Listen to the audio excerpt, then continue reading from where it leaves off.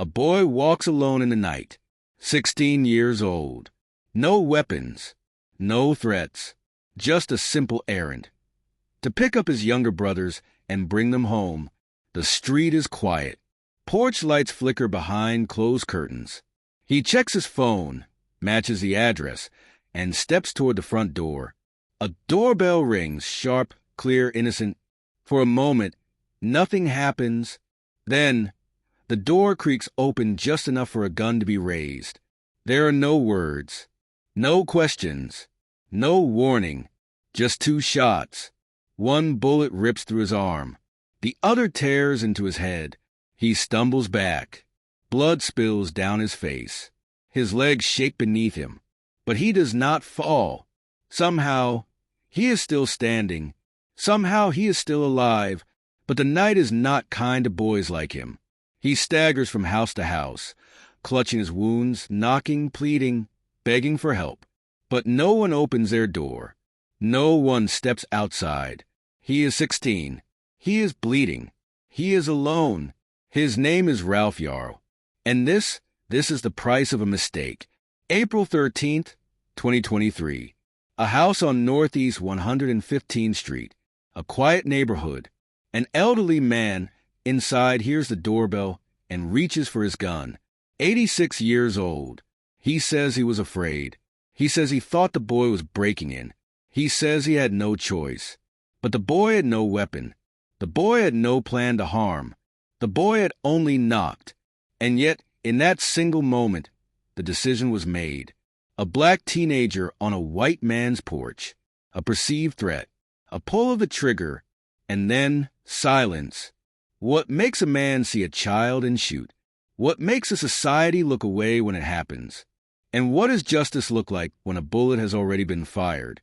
This is the story of Ralph Yarl, the boy who knocked on the wrong door and paid the ultimate price for it.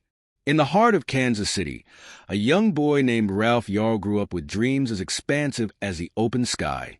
Born on May 7, 2006, to parents who had journeyed from Liberia seeking a better life, Ralph embodied the promise of a brighter future.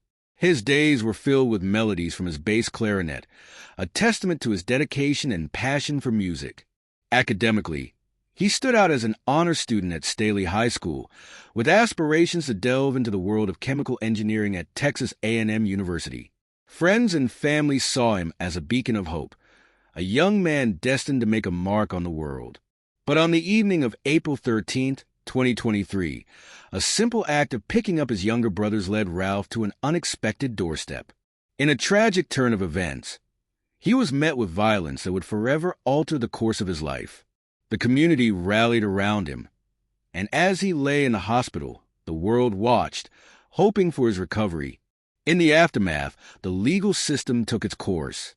Andrew Lester, the homeowner involved in the shooting, faced charges and, in February 2025, entered a guilty plea to second-degree assault. This development brought a mix of emotions to Ralph's family and supporters as they continued to seek justice and healing. Ralph Yarl's journey is a poignant reminder of resilience in the face of adversity and the enduring quest for justice in our society. Got it? Here's the rewritten version with no repeated phrases, maintaining the same pace and storyline while keeping it sharp and impactful. A house stands still in the night. No signs of trouble. No warnings of what's about to unfold. A boy approaches, unaware that this short walk to a front door will change everything. Ralph Yarl is 16, a student, a musician, a big brother. He follows directions, does as he's told. That night, he was sent on a routine errand. Pick up his siblings, bring them home. But in the dim light, numbers blur. A street name looks just like another. Instead of Northeast 115 Terrace, he ends up at Northeast 115th Street. The houses are similar. The mistake is small. But in the wrong place at the wrong time, small mistakes can be deadly. He rings the doorbell. Inside, Andrew Lester hears the sound. No voices call out. No steps toward the door. Just silence. And then movement. A decision made in an instant. The door swings open. A gun is raised. Asterisk. No questions. No hesitation. The first shot tears through Ralph's arm. The second strikes his head. His body collapses. The door slams shut. No one checks if he's breathing. No one calls for help. The porch light flickers above him. The world starts to fade, but he doesn't lose consciousness. Not yet. Blood drips from his face as he forces himself up. His vision sways, legs unsteady, but he moves. One house, another, hands pressed against doorbells. Weak knocks against wood. Someone help me, please. No one opens. More time passes. His strength fades. Then a door creaks. A neighbor steps out, eyes widening at the sight of him. A call is made. Sirens wail in the distance. Ralph Yarl is still alive. But the question remains, why was he shot at all? Inside a modest home in Kansas City, an elderly man sits alone. The walls around him are worn with time, the furniture aged like its owner. He moves carefully, his steps slow but deliberate. His name is Andrew Lester. He is 86 years old, a retired mechanic, a veteran, a man who, for years, had lived in the same house, behind the same door, in a neighborhood that had changed around him. He kept to himself. Neighbors rarely saw him. Those who did described him as quiet, distant, not friendly, not aggressive, just there, alone in his thoughts, in a home that had become his entire world. But inside that home, behind closed curtains, behind a locked door, something else was growing. A fear, a belief that danger could arrive at any moment, that the outside world was not to be trusted, that one wrong move, one unexpected visitor, could mean life or death. He owned a .32 caliber revolver, kept it close. He had no security cameras, no guard dog, no alarm system, just the weight of the gun in his hand, ready for the day he thought would inevitably come. On April 13th, 2023, he claimed that day had arrived. Andrew Lester heard it ring, a single chime cutting through the quiet of his home. He didn't ask who was there. He didn't look through the window long enough to see the boys standing on his porch. He didn't wait. He grabbed his gun. The door swung open. 2 shots fired before a word was spoken. Then, just as quickly as he appeared, the door closed again, the gun still in his hand. The world outside his home, unchanged, except for the boy now bleeding on his front porch. He later told police he was afraid, that he thought someone was trying to break in, that he had no choice. But was that the truth, or was it something else?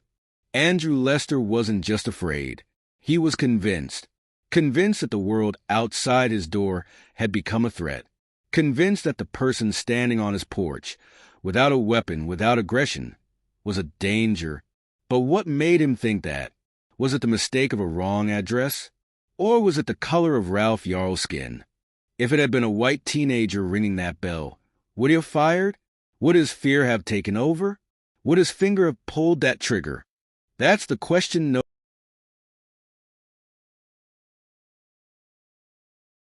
A teenage boy stumbles through the darkness. His vision blurs, his head pounds, his body sways. Blood drips from his face, soaking his shirt, seeping between his fingers as he presses against the wound. He's 16. He's hurt. He's alone. His legs tremble, but he forces himself forward. He doesn't know how much time he has. He doesn't know if he'll make it. But he knows one thing: he can't stop. Not here. Not on this porch. Not outside the house where he was just shot. He reaches the first house. His hands are slick with blood as he lifts them to knock. The porch light flickers on. Shadows shift behind the curtain. Someone is inside. Someone sees him. He tries to speak, but his voice is weak. He knocks again. The light goes out. He's still alone. His body is shutting down. His mind tells him to rest, to sink to the ground, to close his eyes. But if he does, he may never open them again. He pushes forward. Another house. Another door. Another knock. Nothing. A world that claims to protect its children leaves this one standing in the street, bleeding, fading, desperate for help that isn't coming. By the third house, his strength is gone. He collapses. This time, the door opens. A neighbor finally makes a call. The one that should have come minutes ago. The one that could mean the difference between life and death. Paramedics move quickly. Hands press against his wounds. Voices call his name, telling him to stay awake, to keep breathing. He doesn't know if he can. He's tired. He's cold. The world tilts as they lift him onto a stretcher, as the ambulance doors slam shut, as the city rushes past through the flashing windows. The boy who only wanted to pick up his brothers is now fighting for his life. A teenage boy is shot in the head, unarmed, standing on a porch. The man who pulled the trigger is known. His name, his address, his weapon. Everything is there. The shooter does not run. He does not hide. He stays in his home as if nothing happened. And the police? They knock on his door. They take his statement. They bring him in for questioning. They ask him why he fired. He tells them he was afraid, that he thought the boy was breaking in, that he didn't think. He just reacted. He says Ralph didn't say a word, that he was just there, a figure in the dark. Then, after just a few hours, he is released. No charges, no handcuffs, no jail cell. An elderly man shoots a 16-year-old in the head and sleeps in his own bed that night, while Ralph Yarl lays in a hospital, his life hanging by a thread. The man who nearly ended it is free to go home. Word spreads. At first, it's quiet. A few voices on social media. A handful of headlines. But then, questions start piling up. Why was he let go? Why wasn't he arrested? Why does a black child have to fight for his life, while the white man who shot him doesn't even have to fight for his freedom? The anger builds. Whispers turn into shouts. Shouts turn into chants. The community erupts. People flood the streets, demanding answers, demanding justice, demanding what should have happened the moment Ralph Yarl was left bleeding on the ground. But instead of action, there is silence. No statements from the police. No urgency. Just time slipping away, day by day, as if Ralph's life, his suffering, was just another passing moment, another case they could quietly brush aside. Then, finally, after days of outrage, of pressure, of voices too loud to ignore, Andrew Lester is charged, but only after the world is watching, only after people refuse to let this be forgotten. And that leads to one final question. If no one had spoken up, if no cameras had turned to this case, would there have been justice at all? The courtroom is silent. Rows of seats filled with people watching, waiting. Some lean forward, hands clasped, eyes fixed on the man sitting at the defense table. Others sit back, arms crossed, their expressions unreadable. At the center of it all, Andrew Lester. His hands rest in his lap. His face is blank. The man who shot a child for knocking on his door is now on trial.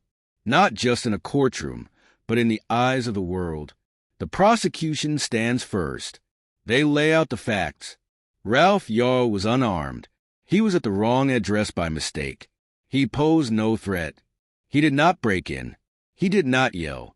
He did not even step inside the house. And yet, Andrew Lester fired. Not once, but twice. Then, the defense speaks. They lean into one argument, fear. An 86-year-old man, living alone, convinced, in that split second, that someone was trying to break into his home. He says he didn't see a teenager. He saw an intruder. He says his hands moved before his mind could process. He says he was only protecting himself. And then, those three words that have echoed through courtrooms before, stand your ground, the law designed to justify deadly force, the law that has spared shooters before, the law that now stands between Andrew Lester and a conviction. And then Ralph speaks. He doesn't yell. He doesn't accuse. He doesn't plead for sympathy. He simply tells the truth. I was just trying to pick up my brothers. That's it. The jury listens. They take it all in. The facts, the law, the life nearly lost, the man who pulled the trigger. And then, Andrew Lester will not face trial for attempted murder. Instead, he takes a plea deal. Second-degree assault. 7 years in prison. 7 years. For shooting a child in the head. For leaving him bleeding on the pavement. For changing the course of a boy's life forever. Some call it justice. Others call it an insult.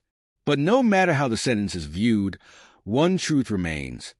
Ralph Yarl knocked on the wrong door that night. And nothing, not 7 years, not 70, will ever make that right. A teenager rings a doorbell. He is met with bullets. The man who shot him says he was afraid. The law hesitates. Justice stumbles. And once again, a question is left hanging in the air. How did we get here? This isn't just about one night in Kansas City. It isn't just about one house, one door, one gun. This is about something bigger. A system that has made fear an excuse. A law that has justified pulling the trigger before asking a question. A pattern that is played out over and over again. Stand your ground. 3 words that have shaped verdicts, swayed juries, and written endings that feel more like injustices. A law designed for self-defense, twisted into a shield for those who fire first and think later. The bullets didn't kill him, but they took something from him. Something he will never fully get back. Ralph Yarl is alive, but his innocence, the simple, quiet belief that knocking on a door should be safe, is gone. He spent days in a hospital bed, his body trying to recover from wounds that never should have been. His family sat beside him, watching, waiting, hoping. His mother, who had spent years raising a boy who excelled in school, who played the bass clarinet, who had dreams of being an engineer, now sat in a hospital room, praying he'd open his eyes. And when he did, the world was no longer the same. Outside those hospital walls, Ralph's name was everywhere. His face, a symbol. His story, a rallying cry. But inside that room, he was still just a boy trying to understand why this had happened to him. He is home now. He smiles in pictures. But there's something in his eyes, a weight no child should have to carry. He will heal. His body will mend. His scars will fade. But the world around him, the world that let this happen, that is still the same. He will heal. But what about the next Ralph Yarl? A wrong address. A knock on the door. A teenager left bleeding in the street. We tell ourselves this shouldn't happen, that justice exists, that lessons will be learned. But how many times have we said that before? How many more families will wait for their child to come home, only to get a call they never should have received? How many more victims will lie on the pavement, looking up at the night sky, wondering why no one is helping them? How many more mistakes will cost a life? This is not just about one case, one city, one boy. This is about the choices we allow, the laws we accept, the silence we sit in. Stand your ground. Fear, implicit bias, systemic cracks that become open wounds, bleeding into the same story told again and again. The justice system has spoken, but justice is not a moment. It is not a verdict. It is a fight, a demand, a refusal to let history keep repeating itself. Ralph Yarl survived, but survival should never have been the question. If this case moved you, demand justice. Stand for change.